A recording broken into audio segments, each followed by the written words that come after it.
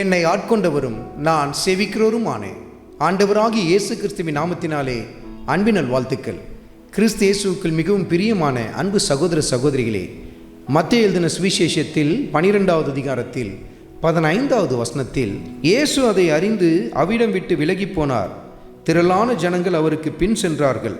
அவர்கள் எல்லாரையும் அவர் சொஸ்தமாக்கினார். கர்த்தருடைய வார்த்தையில் எப்படி எழுதப்பட்டிருக்கிறது பாருங்கள். ஆண்டவர் இயேசு கிறிஸ்து ஒரு காரியத்தை கேட்டுவிட்டு அந்த இடத்தை விட்டு விலகி போனார்.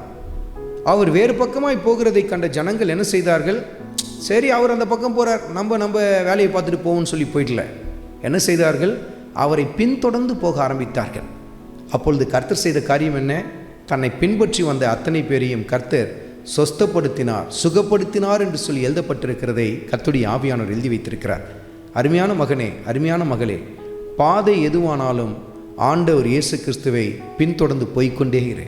உன் சூழ்நிலை எப்படிப்பட்டதாய் காணப்பட்டாலும், கடினமாய் காணப்படலாம், மிகுந்த நெருக்கங்கள் காணப்படலாம், பிரச்சனைகள், போராட்டங்கள் எல்லா பக்கத்திலும் சுற்றி வளைத்து கொண்டிருக்கலாம். ஆனால் ஆண்டவர் இயேசு கிறிஸ்துவை பின்பற்றுவதிலிருந்து கொஞ்சமாகிலும் பின்வாங்கி போய்விடாதே.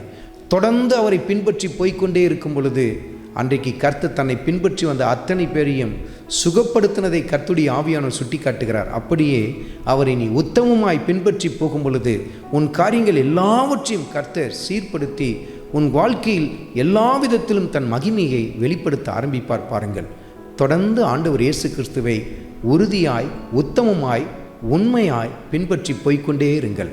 ஆண்டவராகிய இயேசு கிறிஸ்துவின் கிருபை உங்கள் அனைவரோடும் கூட இருப்பதாக. ஆமென்.